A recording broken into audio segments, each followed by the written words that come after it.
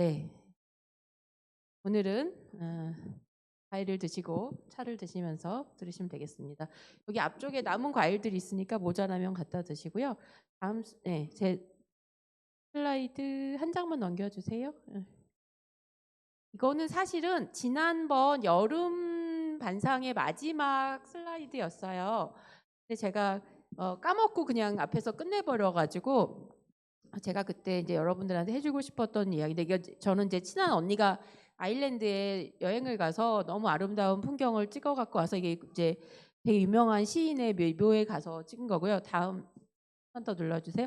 여기는 이제 기본적으로 한 번 더 눌러주세요. 그러니까 이 언니는 이렇게 인형을 갖고 다니면서 자기 인증샷을 그렇게 찍더라고요. 네, 인형을 놓고. 이거 되게 아이디어 좋은 것 같아요. 여행 갈 때. 한 번 더. 여기는 기본적으로 늘 찌푸린 날씨예요. 어쩌다가 한 번 날씨 개면 난리가 나요, 사람들이. 예, 이제 그래서 이제 흐린 날씨에 이렇게 사진을 보내줬는데, 한 번 더, 한 번 더. 네네. 집중. 자, 그런데 이게 이제 우리의 삶이 그런 것 같아요. 이 세상에서의 삶이 대체로 흐린 날이고, 비가 오고 태풍이 불 때도 있고 한데, 네, 우리의 인생은 아일랜드 날씨랑 좀 닮지 않았나. 사실 아주 기쁘고 행복한 순간은 짧게 지나가고, 대체로 그렇지 못하다고 볼 수도 있는 날들이 연속인데, 이게 그러니까 날씨가 흐린 게 기본값이다. 남들 인스타만 보면서 그 남들 인스타에 다 행복하고 그렇게 사는 게 당연하지 않다. 이렇게 생각을 하고 살면 굉장히 좋을 것 같다. 이런 생각이 들어서 제가 넣었었고요. 다음요. 네, 요번에 연애에 대해서 하고 싶다 그래서 제가 엊그저께부터 3번이나 푸시를 했는데 10명밖에 안 했어요. 그래서 그냥 뭐 10명 답을 가지고 오늘 하도록 하겠습니다. 뭘 알고 싶냐? 그랬더니 어떻게 하면 연애를 잘하는지 스킬에 대해 알고 싶다. 이건 뭐 제가 알려드릴 수 있는 부분은 아닌 것 같고, 이따가 좀 고수들을 인터뷰를 좀 해보겠습니다. 이제 2번 질문이 좀 약간 그런 자기의 스킬을 좀 공유한 분들이 있고요. 그다음에 어디서 그렇게 인연을 만나는지, 좋은 사람을 보는 눈을 갖는 법, 어떻게 만나느냐, 이제 이런 질문들이 좀 있는 것 같아요. 자, 본인의 경험을 좀 공유해 줄 분 있어요? 네. 지금의 여친을 어디서 만났나요? 신기석 회장, 지금의 여친을 어디서 만났나요? 나이트에서 헌팅을.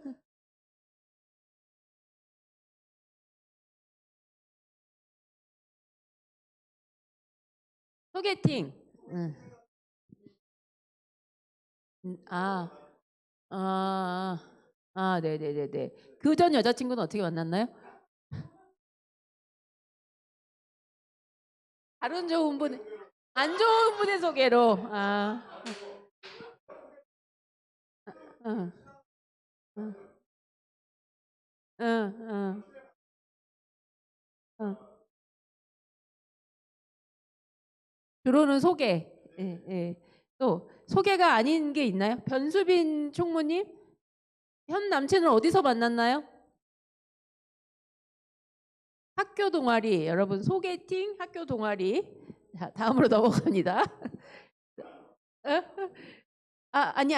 아니 넘어가지 말고, 그다음에 이제 그 다음에는 어떤 게 있냐면, 이제 연애는 어떤 마음으로 해야 될까요는 한 4번 질문이랑 좀 비슷하고, 그다음에 이제 맨 위에 연애 스킬, 이거는 이제 2번 질문하고 비슷해서 그거는 거기서 다루면 될 것 같고요.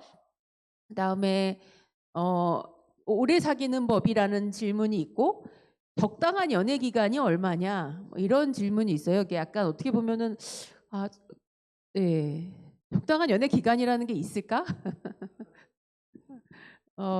잘 모르겠어요. 하여튼 그러고 이제 상대를 믿는 것. 그래서 상대를 못 믿으면 헤어져야 되지 않나요? 못 믿으면서 사귀기는 쉽지 않을 것 같은데, 그래도 믿음이 안 가는 사람을 어떻게 믿느냐, 뭐 이런 질문이라면 잘 모르겠지만, 저도 뭐 내가 이런 조언을 해줄 계제는 아닌 것 같지만, 어쨌든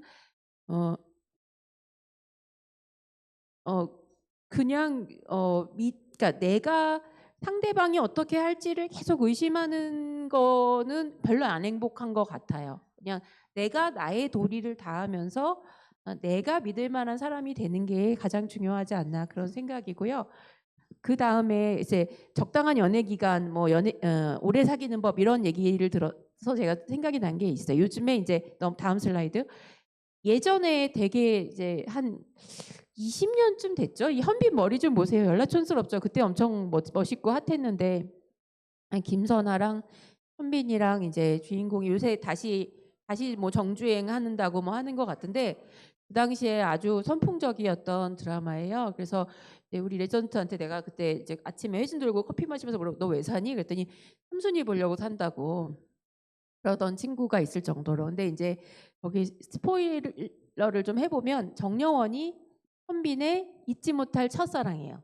굉장히 오랫동안 죽도록 사랑했는데 어느 날 정여원이 그냥 사라졌어.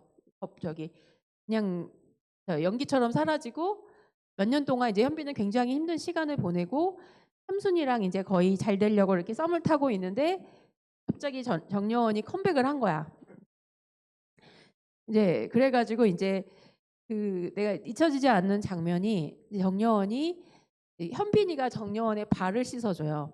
발을 씻어주면서 근데 그 여자랑도 어차피 언젠가는 헤어질 거잖아.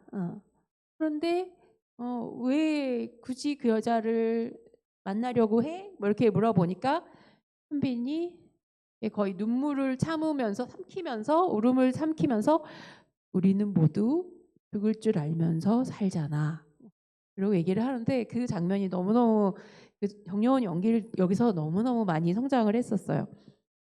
뭐 요즘에 다시 하니까 뭐 관심 있는 분들은 보시고 그다음에 연애에 대해서 배우고 싶다 그러면 아주 좋은 드라마. 다음 우리는 모두 사랑받을 때 행복하죠.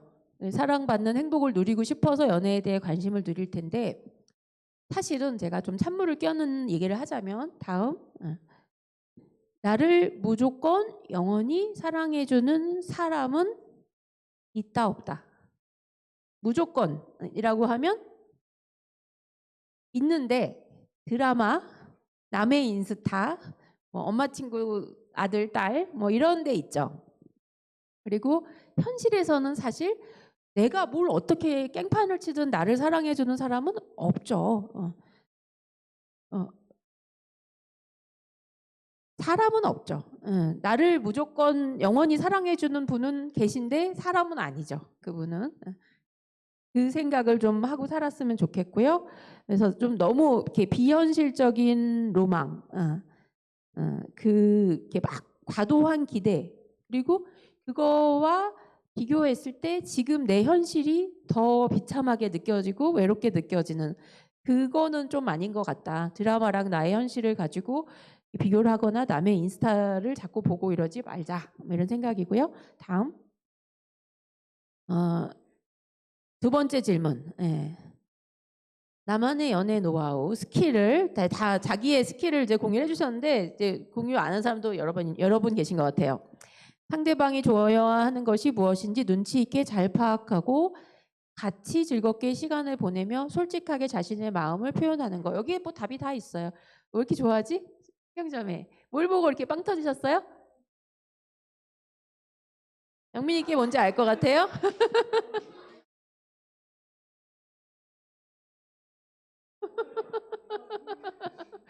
네. 아니 왜? 여기 이상한 답은 하나도 없는데 다름을 인정해야죠. 다름을 인정해야지. 또 나를 있는 그대로 보여주고 또 다른 부분도 이해하고 배려하는 거. 근데 나하고 다른데 좋다. 그러면 사귀는 거고 나하고 다른데 싫다. 그러면 그건 뭐 아닌 거고. 그다음에 애매하면 일단 만나고 보기. 이거 누가 한 건지 되게 궁금해요. 저는. 손들어 보라고는 자기 아니라고? 자기라고 생각한 적 없어. 애매하면 일단 만나기 되게 좋은 자세예요. 예. 만나봐야 알죠. 그 사람이 어떤 사람인데 우리는 거의 완벽한 사람이 나타날 때까지는 그냥 아무것도 안 하는. 예. 네? 네? 광호야? 애매하면 일단 만나고 보는 사람은 아닐 것 같은데. 신뢰를 쌓는 거 굉장히 중요하죠. 이 사람이 믿을 만한 사람이냐 아니냐. 일단 썸을 타면서 계속 이 인간이 믿을 만한 인간이냐. 이제 이거를 계속 탐색을 하죠. 왜 목사님이 끄덕거리시죠?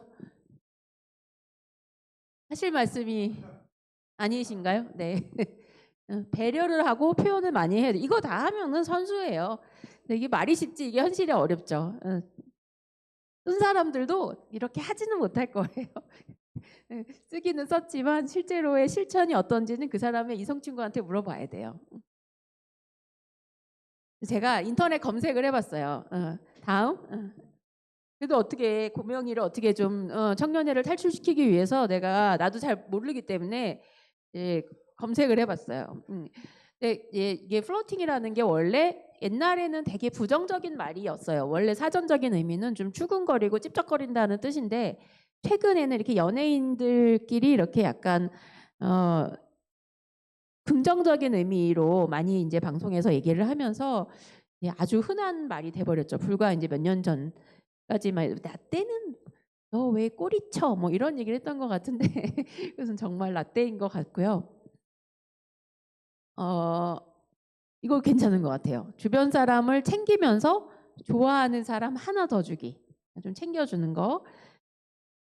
그다음에 상대방이 어떤 걸 싫어하는지 좋아하는지 관심 갖게 보고 특히 뭘 좋아하는 음식을 뭘 좋아하는지를 확인해서 만나게 되면 이제 그쪽으로 이렇게 유도하는 예약하는 이런 것도 되게 아이디어 괜찮은 것 같고 그다음에 상대방에 대한 사소한 거 그 사람은 이런 걸 좋아해 이런 걸 싫어해 이런 거를 잘 기억해 두면 저 사람이 나에게 관심이 있나 뭐 이렇게 생각할 수 있겠죠. 형준아 알겠니? 네 필기하고 있는 거지? 열심히 필기하고 있는 거지? 다음. 안 찍어도 돼. 내가 슬라이드 줄게. 슬라이드 줄게. 안 찍어도 돼. 우리 아들 너무 귀엽지 않니? 다음에 근데 사실은 되게 그러니까 플러팅하는 상황이 아닌 상황에서 제가 되게 싫어하는 말이에요. 배려가 지속되면 권리인 줄 안다. 이러면서 이제 누군가에게 이렇게 배려하는 것을 늘 배려를 잘하는 사람이 이런 말을 하지는 않아요. 되게 배려 안 하는 사람이 어쩌다 한번 배려해놓고 이런 말을 하는데 어느 날 갑자기 제가 딱 깨달았어요. 이거는 하나님이 나에 대하여 이렇게 생각하실 수 있을 것 같아. 나야말로 나를 계속 배려를 해주시니까 권리인 줄 알고 살지 않았나 이제 그런 생각을 하고요. 이제 제가 얘기를 한다면 이제 배려가 지속되어도 권리인 줄 알지 않는 관계 그런 사람 그리고 또 매번 감사를 표하지 않는다고 해서 배려를 바로 멈추지 않는 연인 관계에서도 이런 것들이 되면 좋겠다 이런 생각을 했고요. 다음 3번 문제로 넘어갈게요. 내가 생각하기에 연애란 이것이다. 정의를 제가 물어봤는데 네. 내가 생각하기에 연애는 밀당이다. 좀 냉정하지만 사실 맞는 말이죠. 밀당을 잘해야 연애를 잘하죠. 근데 이제 뭔가 그러니까 플러팅도 그렇고 밀당도 그렇고 이렇게 뭔가 상대방이 나는 저 사람을 좋아하는데 상대방도 나를 좋아하도록 하는 그런 스킬이 좋은 사람들은 연애를 잘하는 것 같기는 해요. 근데 저는 그런 스킬이 굳이 좋아서 연애를 많이 하는 게 좋은 일인가? 그거는 나는 잘 모르겠어요, 솔직히. 연애란 제일 친한 친구와의 교류. 맞는 말이죠.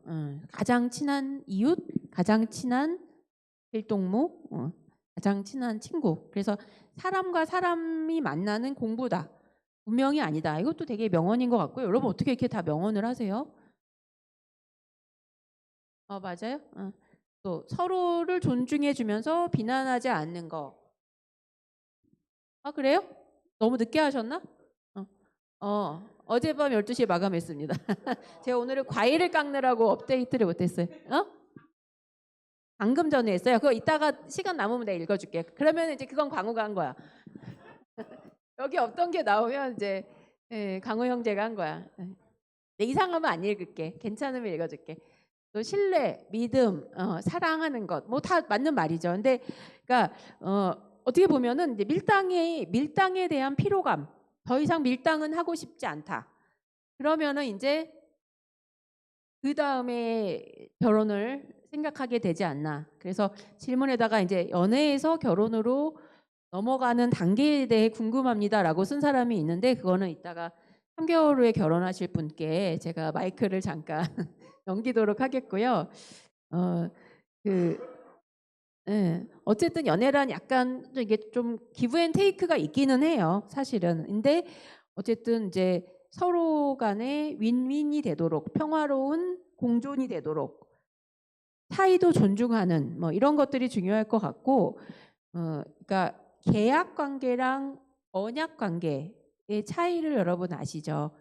계약 관계라는 거는 컨트랙트, 서로의 이익을 위해서 계약을 하는 거고 너무 계약이면은 그거는 사실 연애라고 볼 수도 없죠. 근데 어느 정도는 계약의 속성이 약간은 있는 것 같아요. 연애가 계약만으로 이루어진 건 아니지만 그런데 이제 언약 관계라는 거는 이제 하나님과 이스라엘 민족과의 언약 관계 이런 것처럼 우리와 주님과의 관계처럼 이제 정말 기쁠 때나 슬플 때나 검은 머리 파뿌리 되도록 밀당 안 하고 같이 평생 길동무 하겠다라고 하면 이제 그때 결혼으로 가게 되지 않나. 맞나요, 목사님? 예, 이따가 다 듣겠습니다.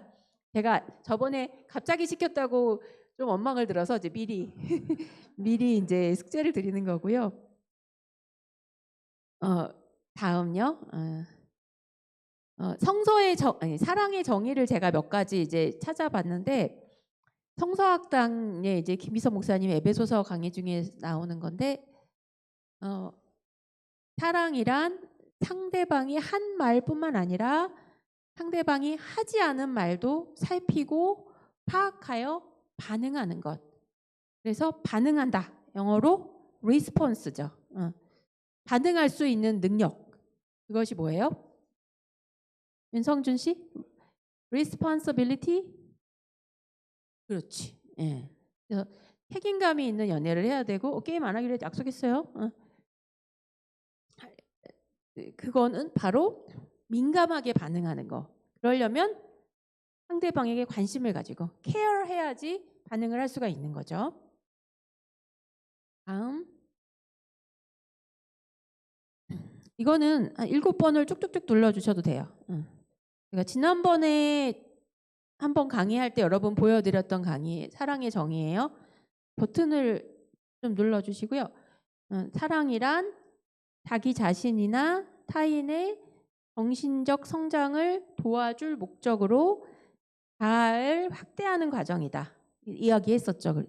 자아를 확대하는데 그래서 여러분도 나의 일부, 유원이 성준이가 나의 일부, 우리 청년들이 나의 일부 이렇게 되는 거죠. 전 인류가 나의 일부, 지구상의 모든 피조물이 나의 일부, 온 우주 만물 이렇게 되면 이제 예수님의 차원이고 우리는 거기까지는 못 가요. 사실 솔직히 그렇게 될 오지랖도 안 되는데 어쨌든 여기까지라도 자기 자신을 확대하는 과정. 그러면 그 과정을 통해서 우리가 성장할 수 있죠. 누군가를 사랑하는 법, 다른 사람을 이해하는 법을 배우면서 우리의 자아가 점점 확장되어 갈 수 있다. 그런 면에서 굉장히 중요한 인생 공부다. 이렇게 생각이 됩니다.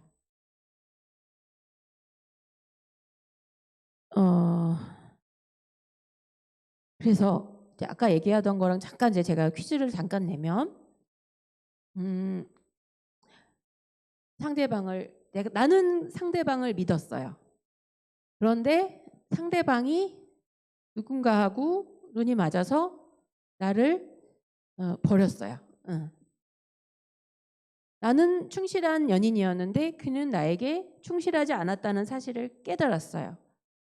그러면 누가 승리한 거예요? 누가 승자예요, 여러분?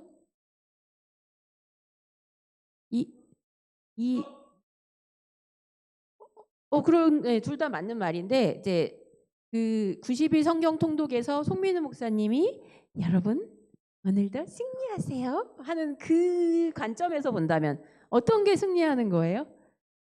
사랑하는 현 여친 남친을 배신하는 사람이 승리한 사람이에요?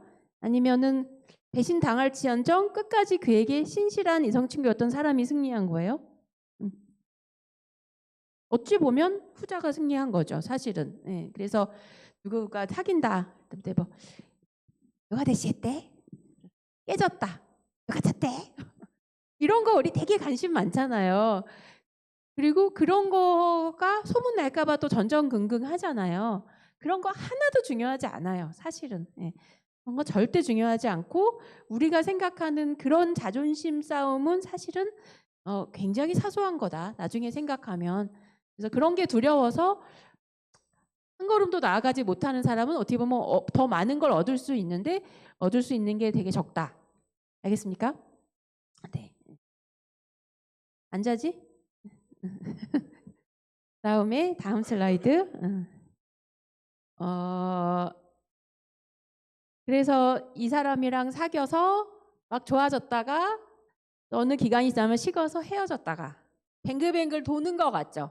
그러니까 물론 한 번이라도 돌아봤으면 좋겠어라고 생각하는 모쏠들에게는 짜증난 얘기일 수도 있기는 하겠지만 어떤 사람의 경우에는 특히 요즘 젊은 이제 10대들 또 내가 미국 연수 갔을 때 보면 이제 외국의 젊은 사람들은 보면은 정말 오래 못 가요.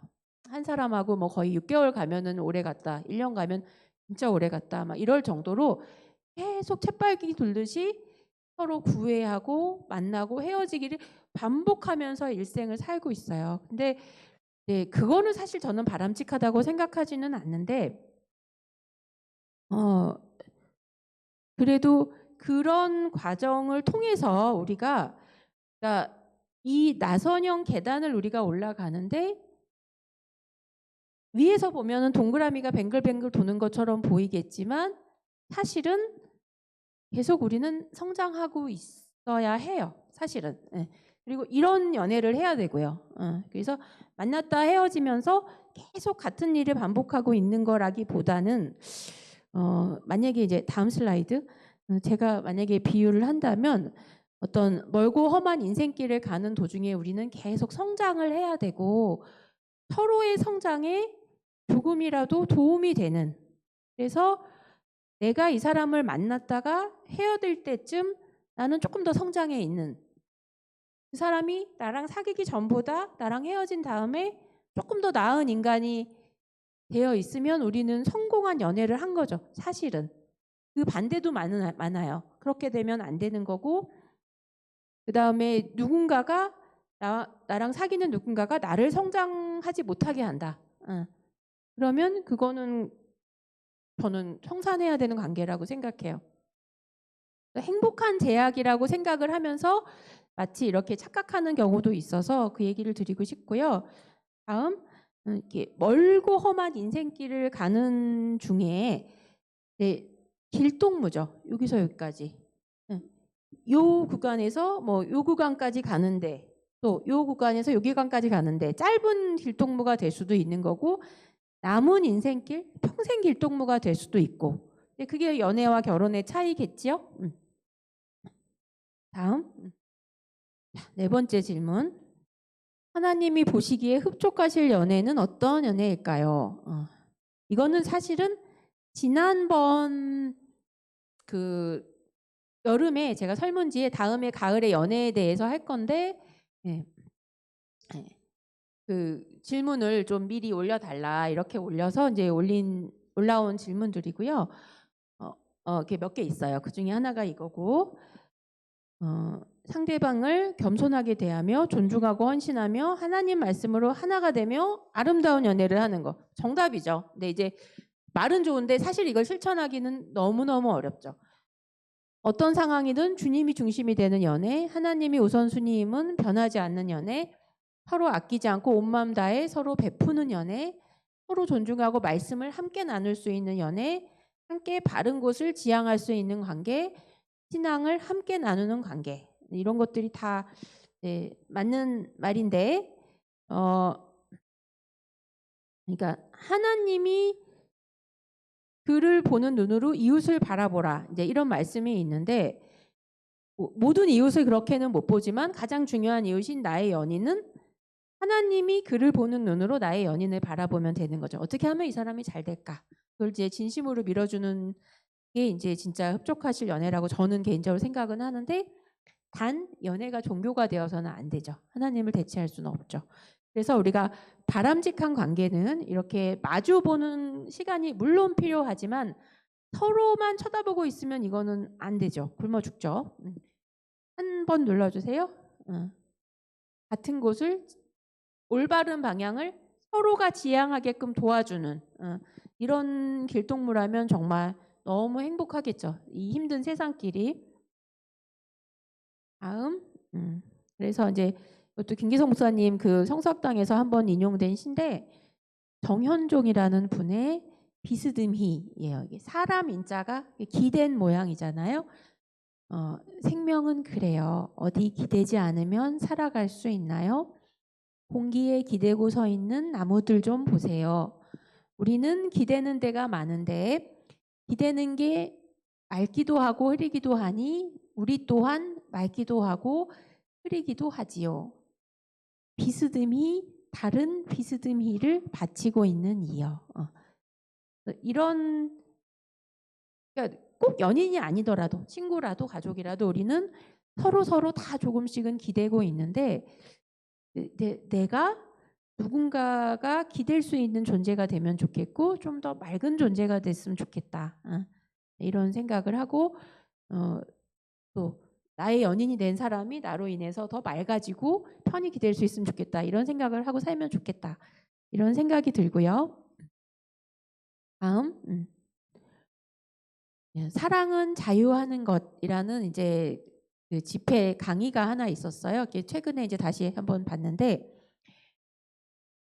우리 모두는 하나님이 쓰신 시래요. 우리는 하나님의 형상을 따라 창조된 존재. 다 아시는 얘기죠. 근데 그 형상이라는 것이 뭐냐? 하나님이 우리처럼 생겼냐? 그래서 흑인한테 하나님을 그리라 그러면은 흑인을 그린대요. 백인 아이한테 하나님을 그리라 그러면은 백인으로 그린대요. 다 자기의 그걸 생각하는데 그런 형상이 아닌 거죠.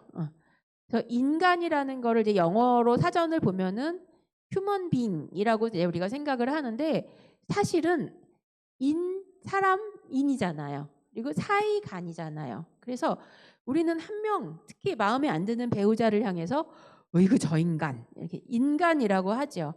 사람 한 사람을 인간이라고 하는 게 between man and man이라는 뜻으로 우리가 하는 말은 아니고 우리는 서로와의 관계 속에서 사람이 되는 거예요. 사람 하나만 있으면 아담만 있었을 때는 그는 남자라는 의미가 없었어요. 여자가 생기니까 상대적으로 이 사람은 남자라고 칭해지는 거예요. 서로의 관계 속에서 사람은 사람과의 관계 속에서 존재 가치를 발견하는 거죠. 그렇다면 연애라는 거는 어떻게 보면은 우리의 존재 가치를 발견하시고 또 하나님이 나를 이렇게 보시겠구나. 하나님이 얘를 어떻게 보실까. 이런 것들을 배워갈 수 있는 굉장히 소중한 가치 있는 시간이다. 이렇게 생각이 되고요. 그래서 꼭 연애하는 사이가 아니더라고 하더라도 우리를 통해서 하나님이 정령 존재하신다는 거를 남들이 느낄 수 있도록 우리는 살아야 되는데 나를 통해서 내 연인이 하나님이 정령 존재하시는구나라는 것을 느낄 수 있도록 그렇게 우리가 이제 살아야 되겠다라고 생각이 되고요. 연애 안 하고 말죠. 너무 힘들죠. 그래서 다음 슬라이드. 이것도 이제 아까 그 김기석사님 그 2018년 집회 강의 나중에 여러분 한번 찾아보세요. 마음에 드시는 분들은 거기에 나온 이야기인데 이제 그래서 남자가 홀로 있는 것이 보시기 좋지 않았다 이렇게 돼 있지 않대요. 사람이 홀로 있는 것이 보시기 좋지 않았다. 그때는 그냥 아담 혼자만 있으니까. 그래서 먼저는 동물들을 만드셨대요. 근데 동물들을 이렇게 데리고 오셨대잖아요. 그런데 아담은 거기다가는 단어를 말했어요. 이름을 붙여줬대요.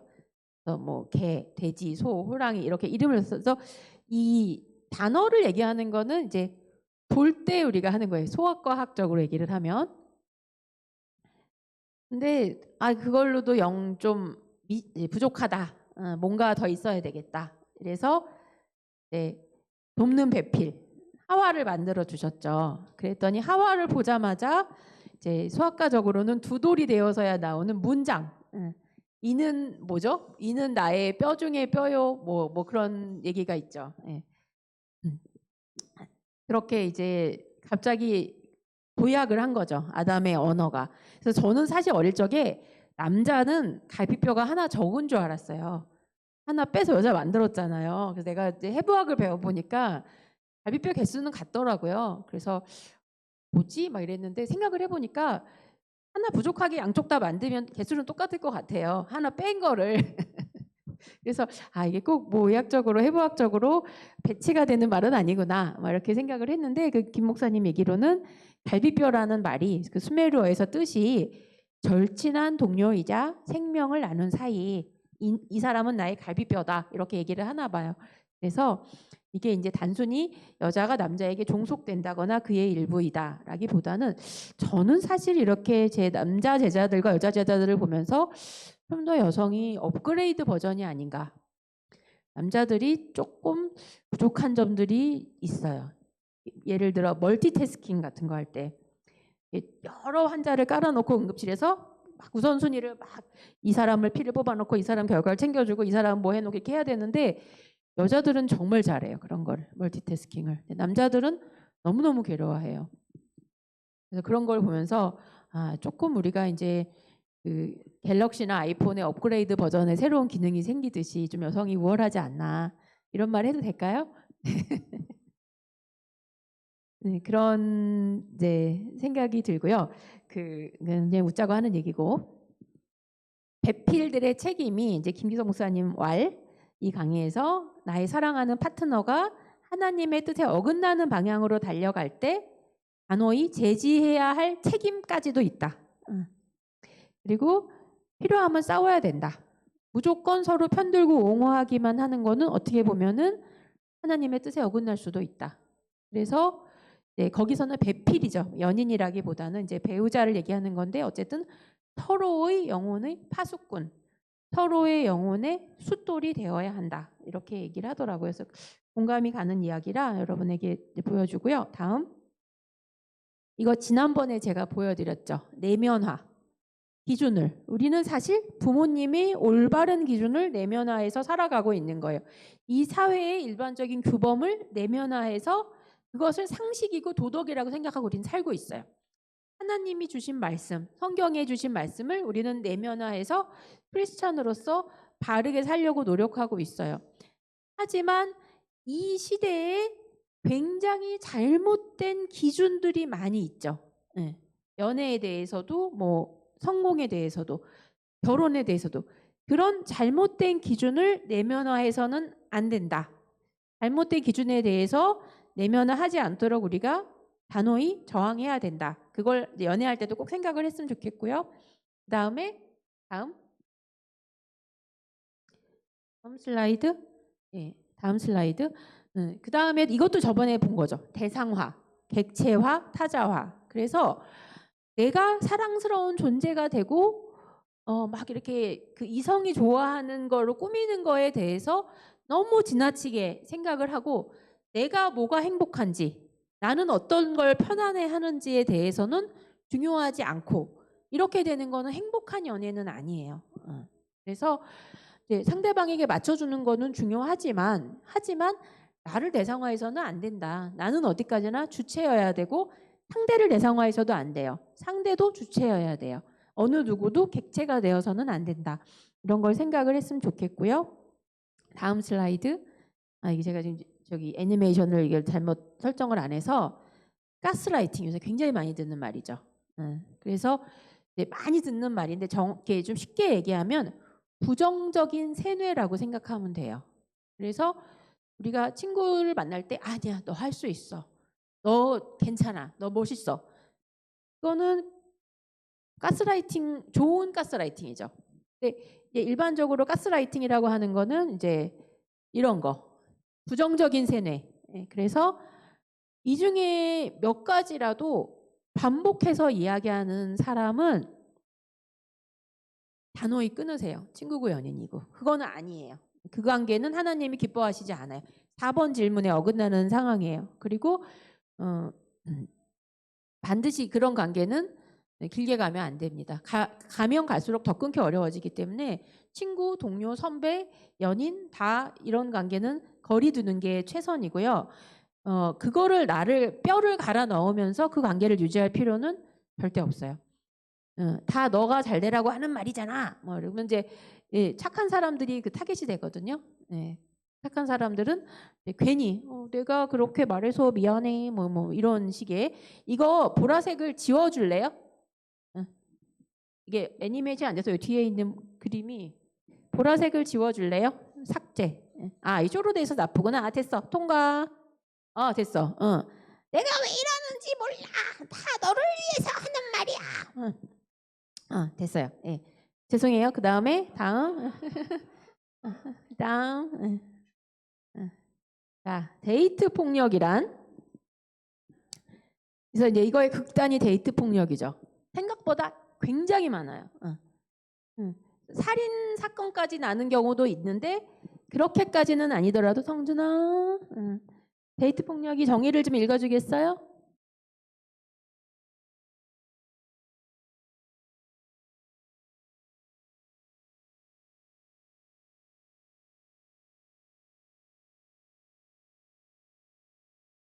네, 그래서 성적인 데이트 폭력, 신체적인 데이트 폭력 우리가 익숙해요. 그런데 그것뿐이 아니고 한 번 더 눌러주세요.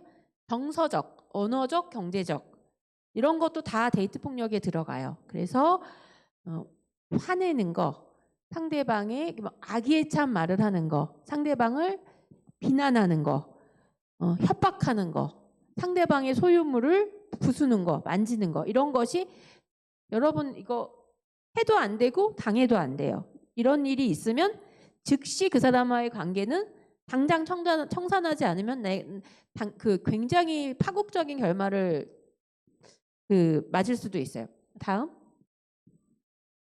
또 통제하는 거, 옷차림 가지고 뭐라고 하는 거, 누구와 함께 있는지 항상 확인하는 거, 내가 하는 일이 마음에 안 들면 그만두게 하는 거, 자기 마음에 안 들면 못하게 하고 일정을 통제하고 간섭하고 그다음에 휴대폰, 이메일, SNS 자꾸 들여다보고 이런 연인이 있으면 그 사람이랑은 당장 헤어져야 됩니다. 다음 5번. 연인과 건강하게 화해하는 법을 알고 싶어요. 다음 슬라이드.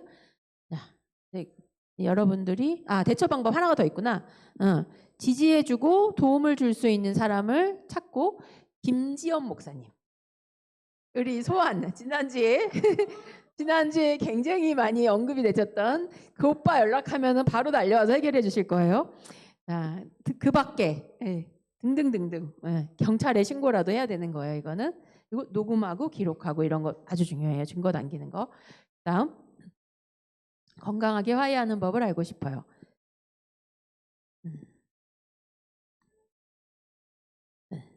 다툼이 끝나고 내 감정부터 이야기해. 그러니까 이 글 쓰는 분의 의도는 일단은 이제 너무 화가 나 있는 상황에서는 이야기를 안 하는 게 좋다. 그다음에 나는 속상했어. 나는 이러이러한 게 힘들었어. 그렇게 표현을 하라는 얘기 같아요.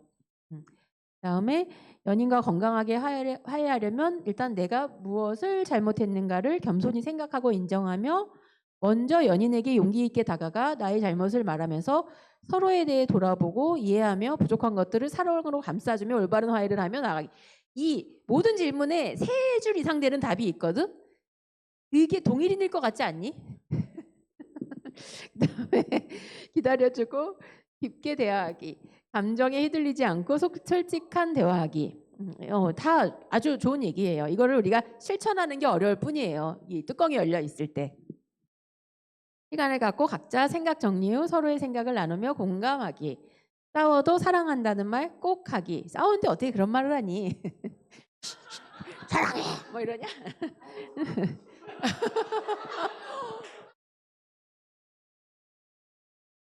방시옷이 나왔어. 서프라이즈로 얼굴 보러 가기는 좀 이제 내 마음이 풀어졌는데 어색할 때 먼저 가서 서프라이즈를 해주면 상대방이 이제 풀리겠죠. 다음 슬라이드. 최근에 이제 종영이 된 우리 지원이가 엄청 열심히 본 엄마 친구 아들이라는 그 드라마가 있는데 이거 맨 마지막 화에 보면은 얘네들의 규칙은 그거더라고요. 싸우는 상황이 되면 손을 잡아야 돼. 무조건. 손잡고 싸우기.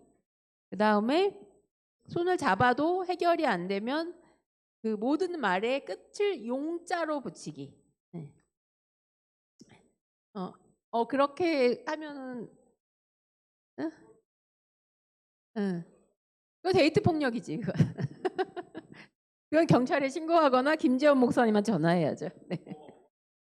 진짜로 싸우면 어떡하냐고. 말로 싸우는 게 아니라.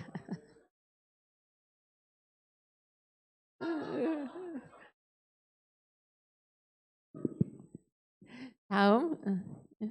자, 그런 거는 이제 지금 내가 생각을 해보면 내가 이제 여러분 나이였을 때는 그런 거를 잘 이해를 못한 것 같아요. 내가 힘들어서 어쩔 수 없을 때 일단은 떨어져서 있어 보는 게 굉장히 상황 해결에 도움이 된다. 또 그러니까 그거는 있을 수 있어. 나한테 혼자만의 시간이 나한테 필요해. 이거는 이해하기가 쉬워. 그런데 상대방에게 혼자만의 시간이 필요하다. 남자들은 한 번씩 이 동굴 속에 들어가 있는 시간이 필요할 때가 있거든요. 특히 자기가 공격받는다고 생각이 되면 동굴 속에 1박 2일 들어갔다 나올 때가 있어요. 내 남자가 동굴에 들어간다 이러면은 나올 때까지 기다려줄 필요가 있어요. 이거를 사랑이 식었다 이러면서 이제 마음이 반한 거지 막 이러면은 이제 그때는 진짜 힘든 관계가 되는 거예요. 그래서 서로의 입장을 바꿔서 생각할 줄 아는 사람, 영어로 그 속담이 뭐지? 수거가 입장 바꿔 생각하는 거? 스탠드 인 원스 슈즈 그런 거 있어요? 영어 다 잊어버렸구나. 네. 입장 바꿔 생각할 수 있는 능력은 우리가 연애할 때뿐만 아니라 모든 사회생활에서 굉장히 중요한 능력이고요. 전에도 한번 그런 얘기를 내가 한 적이 있는지 모르겠지만 사람들은 입장 바꿔 생각할 줄 아는 사람과 입장 바꿔 생각할 줄 모르는 사람으로 나누어져요. 내 입장일 때랑 내 일일 때랑 남의 일일 때랑 팩트가 너무 달라지는 사람 있죠. 왜 돌아보지? 왜 돌아보지? 아니었어? 아무튼 그런 내 연인이 그런 사람이면은 그 사람이랑 계속 사귈지 생각을 해보고 그런 사람이랑은 결혼 안 하는 게 좋아요. 입장 바꿔 생각하기는 너무 중요한 능력이고 거절할 자유가 있을 때 사랑은 아름다운 것이다. 그래서 우리가 죄를 지을 자유까지도 우리에게 주신 하나님, 우리에게 거절할 자유를 주시고 하염없이 기다리고 계신 하나님. 너무 우리가 막 달려가면 인간은 죄의 본성이 있어서 상대방이 너무 요구를 하면 반역하고자 하는 본능이 있어요. 그래서 너무 이렇게 계속 들이대면 도망가고 싶은 본능이 있거든요. 그럴 때는 일단 그래 나에게 거절할 자유를 주시고 하염없이 기다리고 계신 하나님의 마음이 이런 거겠지 라고 생각을 하면서 조금 한 발 힘을 빼고 기다려줄 줄 아는 그런 좀 훈련이 되면 되게 좋겠다 이런 생각이 들고요. 다음 나의 이상형은 다음부터는 좀 약간 장난스러운 질문들이 나오는데요. 신기석이 1등한 결과도 있고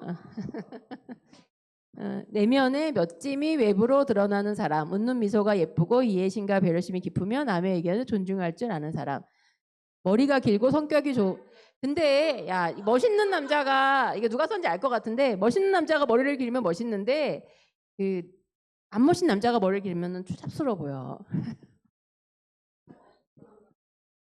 예의 바르고 따뜻한 사람, 가정적인 사람.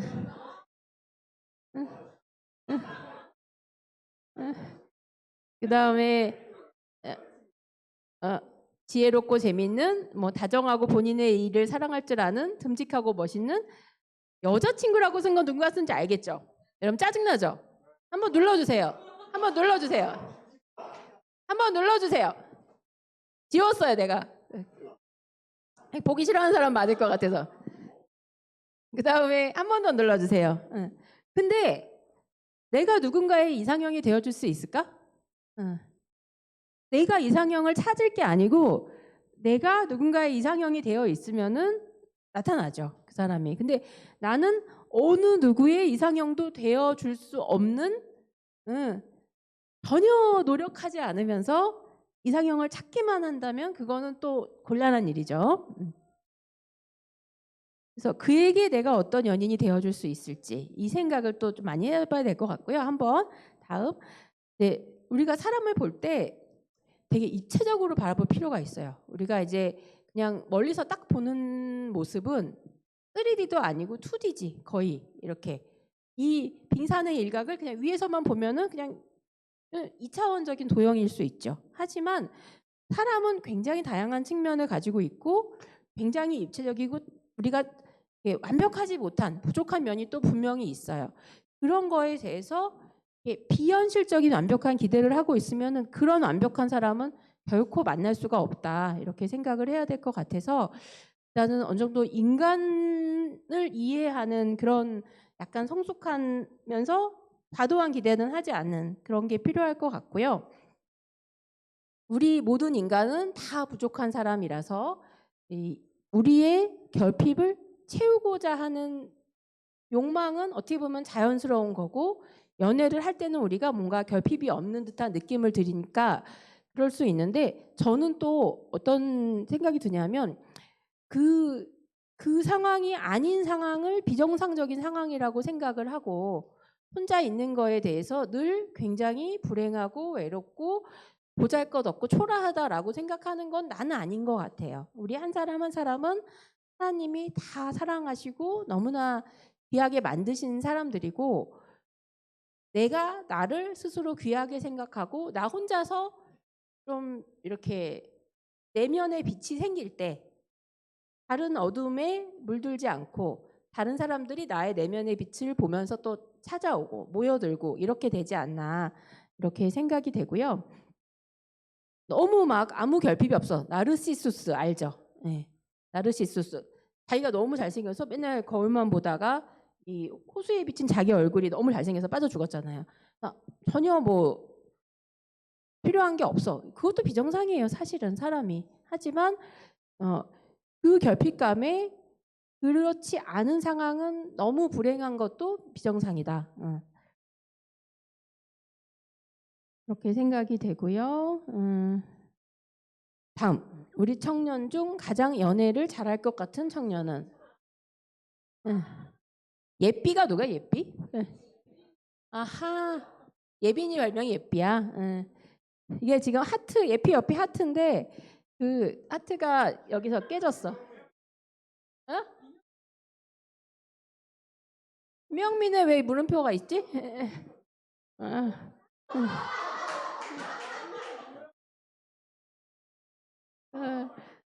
자, 신기서 회장님이 1등을 했지만 상품은 없어요. 다음. 그 다음에 이것도 이제 제가 플러팅 잘하는 법 막 폭풍 검색해서 나온 건데 이것도 괜찮은 것 같아. 그래서 그래도 여러분들 그 불쌍한 모쏠들에게 몇 가지 팁은 가지고 건져 가야 되지 않겠니? 그래서 찾은 건데 괜찮은 것 같아. 칭찬하는 거. 너는 뭐 이렇게 사소한 거. 머리 예뻐. 뭐 머리핀 예뻐. 신발 멋있어. 이런 사소한 칭찬. 이거 좋은 것 같고요. 그다음에 약간 장난치듯이 놀리는 거. 그래서 이렇게 누군가가 나를 자꾸 놀린다 그러면 제가 나를 좋아하나? 플러팅하나? 이렇게 생각할 수 있어요. 기석이 그 춘복이 놀리지 마. 알았지? 그래요? 네. 그다음에 SNS에 다른 사람 올린 거에 이렇게 댓글, 하트 이런 거 뭐 기본적인 거고 그다음에 장난스러운 농담. 그다음에 작은 선물. 이유 없는 작은 선물. 이걸 보고 당신이 생각났어요. 기본적인 10대들도 아는 얘기긴 하지만 모르는 30대도 있을 것 같아서 다음. 우리 청년 중 이게 아니 나는 이거 나는 이거 보고 완전 빵 터졌어. 이거 누가 썼는지 혹시 알 수 있어요?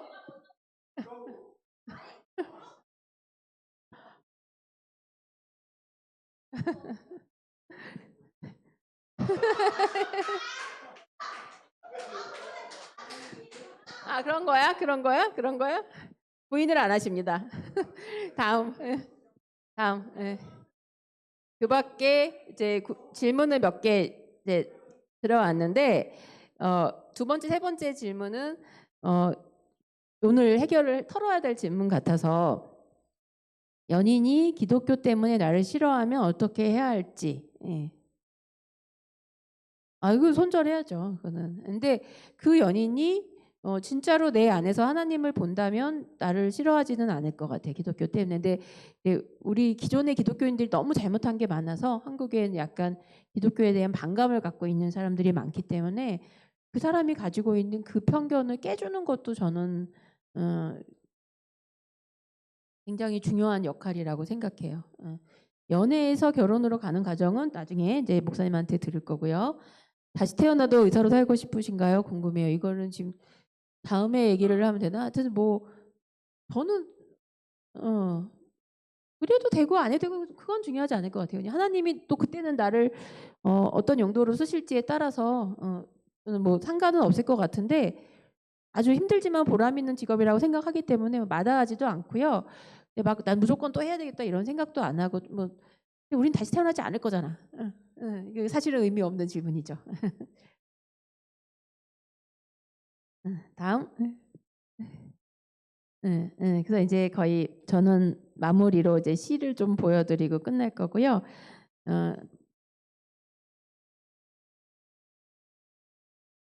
이 시를 뭐 다 읽을 시간은 없을 것 같고 이것도 유명한 시죠. 칼릴 지브란 예언자라는 데 나온 시인데 사랑이 그대에게 왕관을 씌우는 만큼 십자가도 함께 지울 것이기에. 그래서 그런 걸 통해서 우리는 성장하겠지만 우리는 연애할 때 늘 좋기만 합니까? 하루하루가 그냥 꽃길이고 행복입니까? 신기석 회장이 아주 고개를 절레절레 흔드는데 그렇지 않아요. 목사님 하루하루가 그냥 꿈 같은 신가요? 예. 짜증난다. 넘어가자. 다음. 다음요. 그 다음에 이제 그 밑에 이제 결혼에 대하여 이렇게 뭐 얘기가 나와요. 근데 이것도 이제 다 나중에 이제 여러분들 여기 들릴 거니까 우리가 읽어보시면 될 것 같은데 이 말이 되게 좋더라고요. 거리를 적당히 둘 필요가 있다. 그래서 두 사람 사이에 바람이 통하였으면 좋겠다.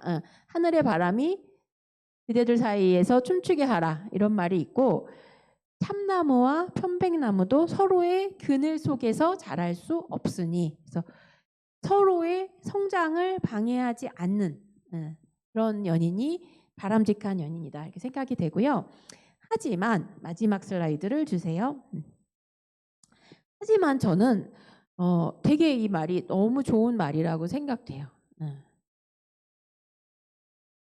바울은 웬만하면 그냥 살래요. 결혼하는 자도 잘하거니와 결혼하지 아니하는 자는 더 잘하는 것이니라.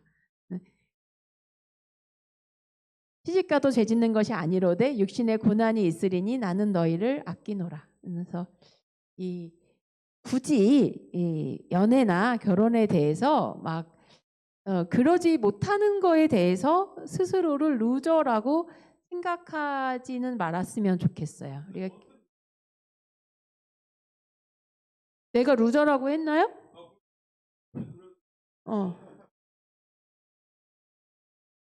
내가 너한테 언제 연애를 당했다 그랬어?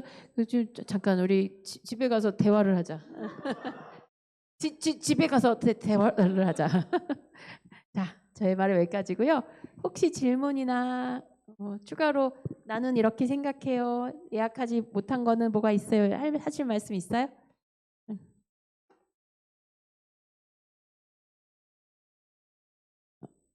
목사님 준비되셨나요?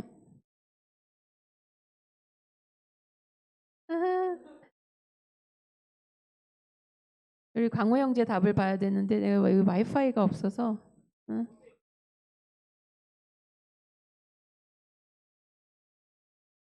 응. 그렇지. 언젠가는 좋은 사람 만나야지. 응. 응, 응. 네, 이게 제가 좀 시간이 걸려서 일단은 목사님을 모시겠습니다. 간단히 기도도 부탁드리겠습니다. 감사합니다.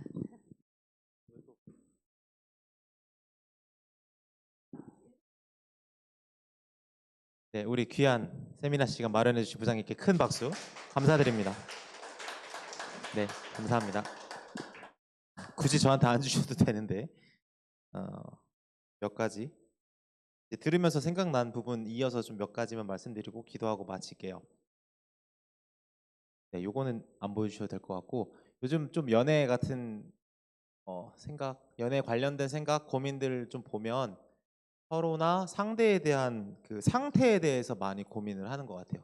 저 사람이 어떤 사람이고, 저 사람의 습관은 어떻고, 외모는 어떻고.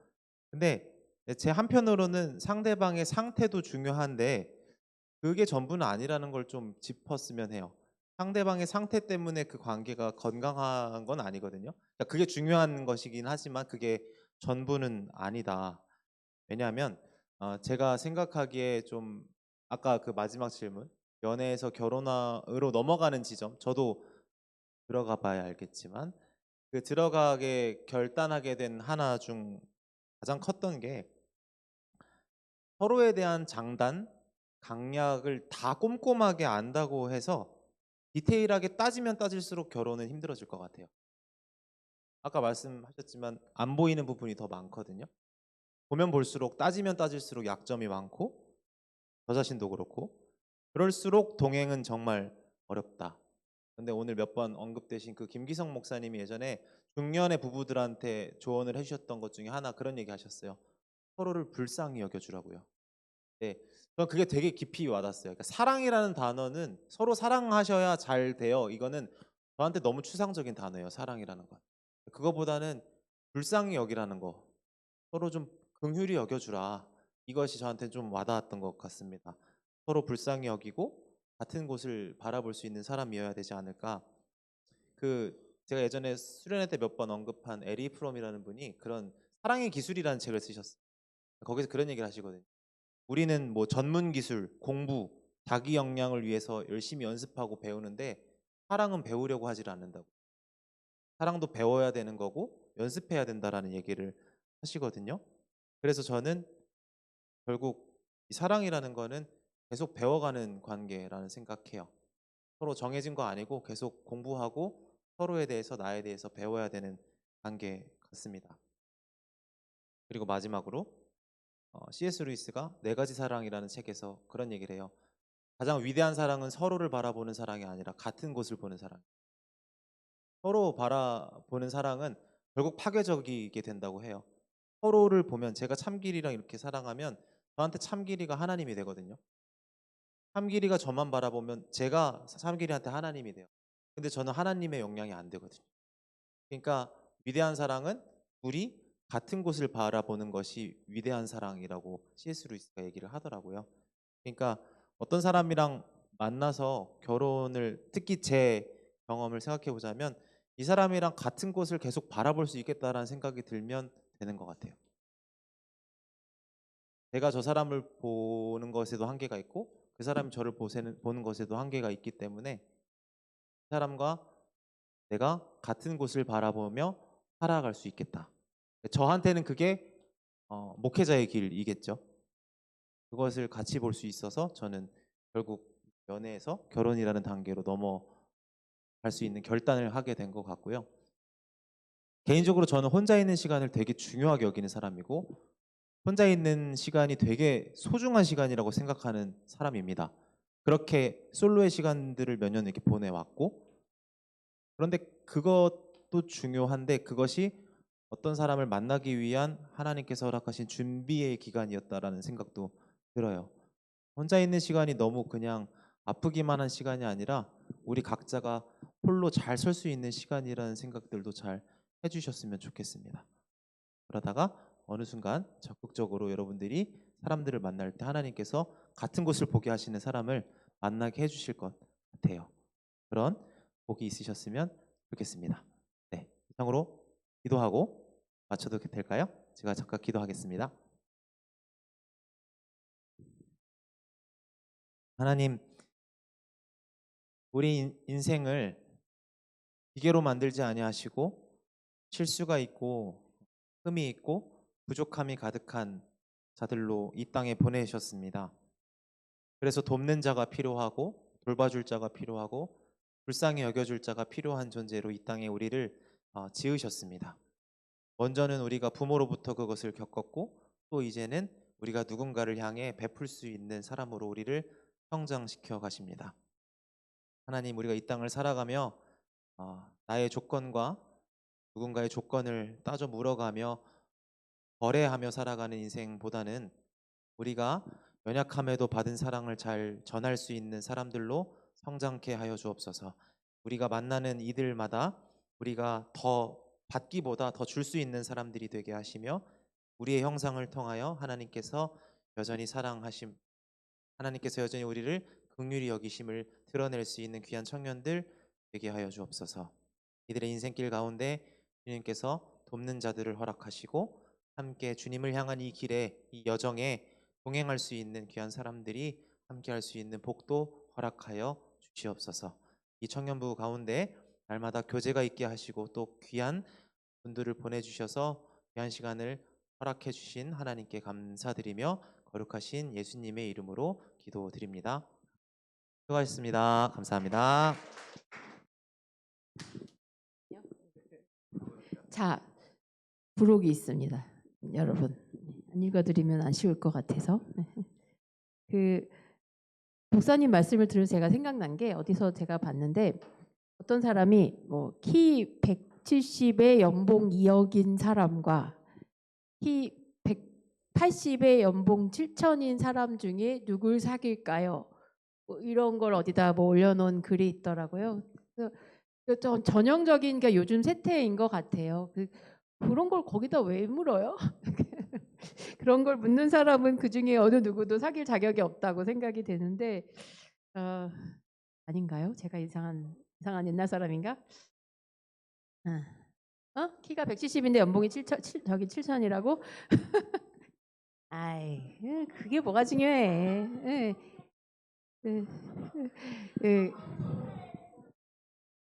자, 4명이 더 했어, 답을. 그래서 이제 그 중에서 이거는 내 연애에 관하여 내가 가장 알고 싶은 것은 19군 답이 하나 왔어.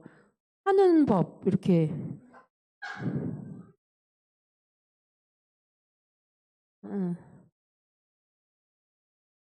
연애를 어떻게 하나? 미안해. 내가 불순하다.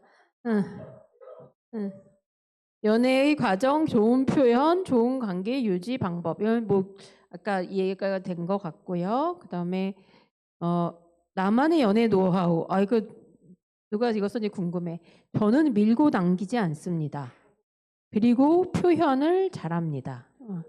이 사람 뭐 상품을 준비된 상품이 있으면 주고 싶은데 상품이 없어요. 그리고 그 외에 뭐 배려와 많은 표현, 그 사람의 삶을 존중하기 뭐 이런 게 추가로 들어왔고요. 그다음에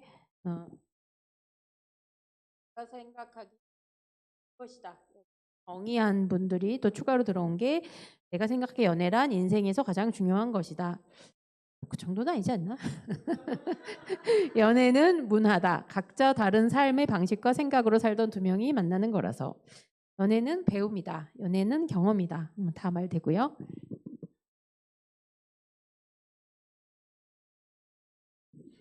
하나님이 보시기에 흡족하실 연애는 하나님이 주신 길을 걷는 연애, 신앙을 함께 나누는 것, 서로의 안정감과 힘이 되는 연애. 좋은 말이죠.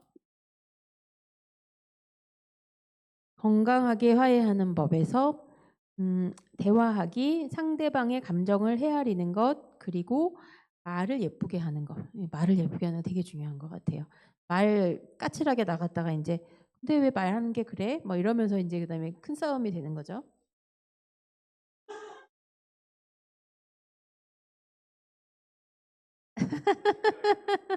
응. 그다음에 뭐 지혜롭고 재밌는 사람, 듬직하고 멋있는 사람이 아까 있었지. 우리 중에 가장 연애를 잘할 것 같은 청년이 새로 등장했어요. 정효근 청년. 지금 없지? 예. 효근이가 등장했어. 그다음에 가장 먼저 결혼해서 청년부를 떠날 것 같은 분은 이광우 형제와 신기도 회장님이 추가됐어. 기독교적 연애란 무엇인가요? 라는 질문이 있었는데 그건 오늘 충분히 다뤄진 것 같아요. 마치겠습니다. 감사합니다.